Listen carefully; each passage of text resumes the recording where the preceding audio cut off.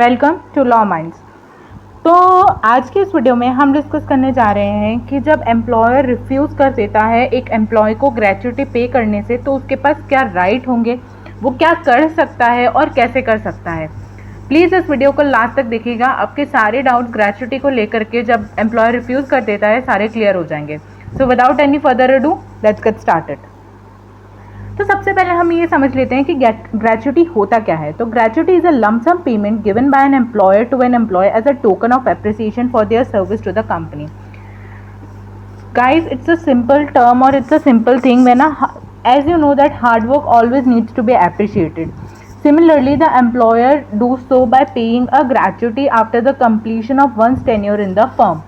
तो मैं कहने का मतलब सिंपल भाषा में ये है कि आपने जो उस फर्म में इतने सारे साल अपने दिए हैं, उस फर्म का जो एप्रिसिएशन और थैंकफुलनेस है वो आपको ग्रेच्युटी के वे में आपको शो किया जाएगा।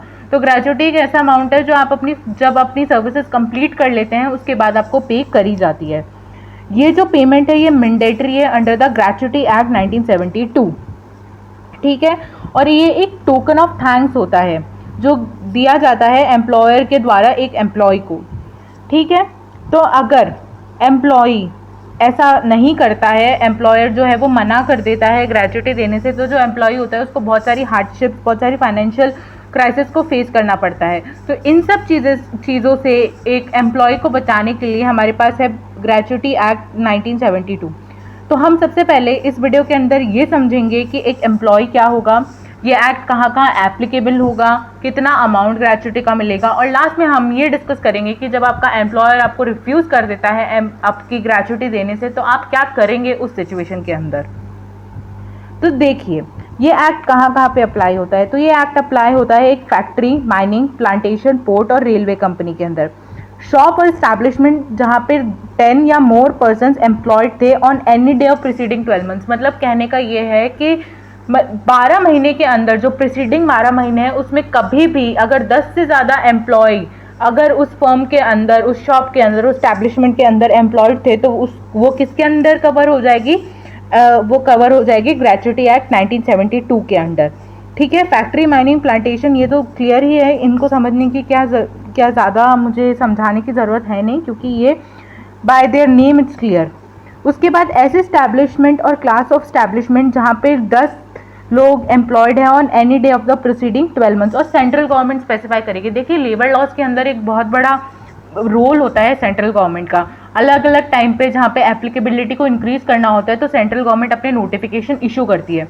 तो उन नोटिफिकेशन को इशू करने के बाद जो एस्टैब्लिशमेंट होते हैं वो कवर हो जाते हैं उस एक्ट के अंदर। तो पर्टिकुलर एक्ट के लिए एक नोटिफिकेशन गवर्नमेंट के थ्रू इशू किया जाता है। तो सिमिलरली यहाँ पर भी है कि गवर्नमेंट अगर इंक्लूड करना चाहती है किसी और एस्टैब्लिशमेंट को ग्रेच्युटी एक्ट 1972 के अंडर, तो वो क्या करेगी, वो एक नोटिफिकेशन इशू करेगी और उसको इंक्लूड कर लेगी, ठीक है।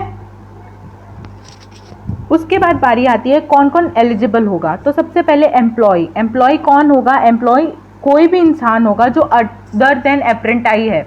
अप्रेंटाई क्या होता है, जो एक हेल्पर होता है, मतलब अप्रेंटाइशिप के अंडर जो काम कर रहा होता है उसको हम अप्रेंटाइज बोलते हैं। तो वो नहीं काउंट होगा, लेकिन कोई भी पर्सन जो वेजेस के लिए एम्प्लॉयड है और है ना, उसका एम्प्लॉयमेंट जो टर्म्स है वो एक्सप्रेस और इम्प्लाइड है। देखिए टर्म्स ऑफ एम्प्लॉयमेंट इधर एक्सप्रेस होगी और इम्प्लाइड होगी। तो अगर इधर एक्सप्रेस और इम्प्लाइड है तो भी आप किसके अंडर काउंट हो जाएंगे, आप एम्प्लॉय के अंडर काउंट हो जाएंगे। और आपका जो काम है वो मैनुअल है और अदरवाइज, मतलब मैनुअल यानी आपका काम हाथ से है और in connection with the work of factory, mine, oil field, plantation, port, railway company और शॉप और other establishment to which the act applies. देखा जैसे मैंने आपको अभी बताया था कि सेंट्रल गवर्नमेंट स्पेसिफाई करेगी। तो अगर सेंट्रल गवर्नमेंट ने स्पेसिफाई कर दिया है एम्प्लॉय के अंडर आपको लिया जा रहा है, उस एस्टैब्लिशमेंट को एक्ट कवर कर रहा है और आप उस एस्टैब्लिशमेंट के एम्प्लॉय हैं, तो आप क्या हो जाएंगे, आप एलिजिबल हो जाएंगे ग्रेच्युटी क्लेम करने के। अब ग्रेच्युटी कब दी जाएगी, एक बहुत बड़ा क्वेश्चन है जिसको मैं इस वीडियो के थ्रू आंसर करना चाहती हूँ। तो जो ग्रेच्युटी है वो सबसे पहले सुपर एनुएशन पे दी जाएगी। सुपर एनुएशन मतलब कंप्लीशन ऑफ योर टेन्योर, जब आपको रिटायरमेंट मिल रहा है। रेजिग्नेशन आप दे रहे हैं, रिटायरमेंट आप दे रहे हैं। टर्मिनेशन है बिकॉज ऑफ डिसेबलमेंट, बहुत बार ऐसा होता है डिसेबलमेंट हो जाता है, एम्प्लॉय अपनी सर्विसेज आगे कंटिन्यू नहीं कर पाता, तो इस सिचुएशन के अंदर भी क्या दिया जाता है, इस सिचुएशन के अंदर भी ग्रेच्युटी दिया जाता है। उसके बाद डेथ। देखिए एक यहाँ पे कंडीशन अप्लाइड है, ग्रेच्युटी जो है वो सिर्फ जब completion of tenure for 5 years हो जाएगा तभी मिलेगी। लेकिन इसका एक एक्सेप्शन है। इसका एक्सेप्शन क्या है, जहाँ पे डेथ और डिसेबलमेंट है तो वहाँ पे जो क्राइटेरिया है 5 साल की कंटिन्यूस सर्विस का वो क्या नहीं होगा, वो अप्लाई नहीं होगा। अब बात करते हैं कि आपको क्या अमाउंट में आपको ग्रेचुटी मिलेगी। तो ग्रेचुटी जो है वो है ना कैलकुलेट होगी 15 day of wages of each completed year of service और a part thereof in excess of 3 months. मतलब 15 ईयर्स ऑफ सर्विस जो आपने 6 महीने तक सर्विस दी है उनके 15 दिन का कॉन्स्टिट्यूट करके आपका अमाउंट बनाया जाएगा। तो ये 15 डेज के अंदर क्या क्या काउंट होगा, वो होगा बेसिक सैलरी, डीए आपका जो है, और जो आपने कंप्लीटेड ईयर ऑफ सर्विस में चेक सेल ड्रॉन किया है वो भी इसके अंदर आपका काउंट हो जाएगा।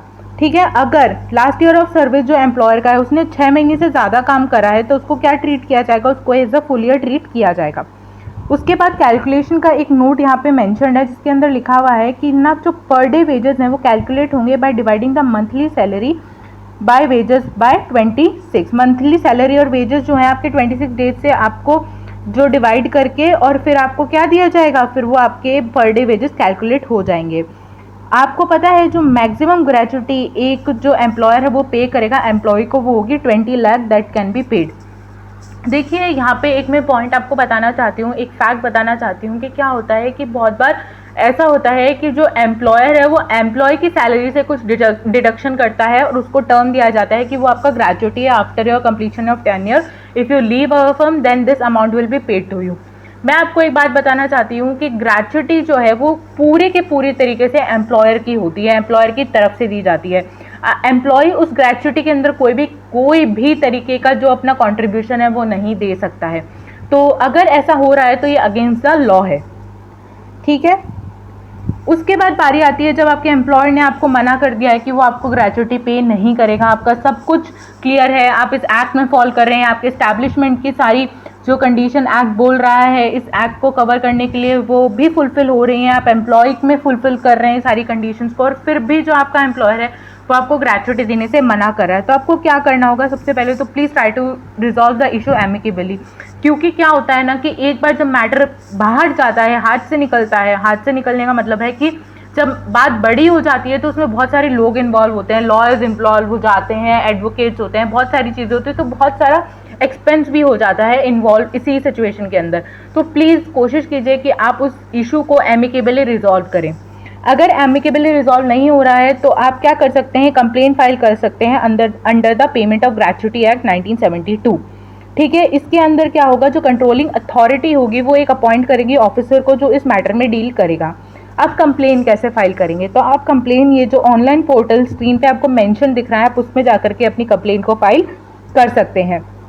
कंप्लेन कितने दिनों के अंदर फाइल होगी, कंप्लेन 90 डेज के अंदर फाइल होगी जब से आपका ग्रेचुटी पेबल हो रहा है। मतलब जिस दिन से आपने फर्म छोड़ी तो आपका ग्रेचुटी जब से आपको पेबल होगा उसके 90 डेज के अंदर आपको क्या करनी है, आपको अपनी कंप्लेन फाइल कर देनी है। आप एक एप्लीकेशन फॉर्म 1 सबमिट करेंगे जिसमें सारे प्रूफ्स होंगे, आपका एम्प्लॉयमेंट का डॉक्यूमेंट, आपका ग्रेचुटी का अमाउंट कितना ड्यू है, एम्प्लॉयर का रिफ्यूज़ल, सब कुछ जो होगा वो सारे एविडेंसेस जो भी लगेंगे वो आपको अपने फॉर्म के साथ फाइल करने होंगे वहाँ पर। ये स्टेज भी हो गई है, इस स्टेज में भी सोल्यूशन नहीं मिला तो अब लास्ट रिजॉर्ट क्या होगा, तो लास्ट रिजॉर्ट होगा that you will knock the doors of the labour court.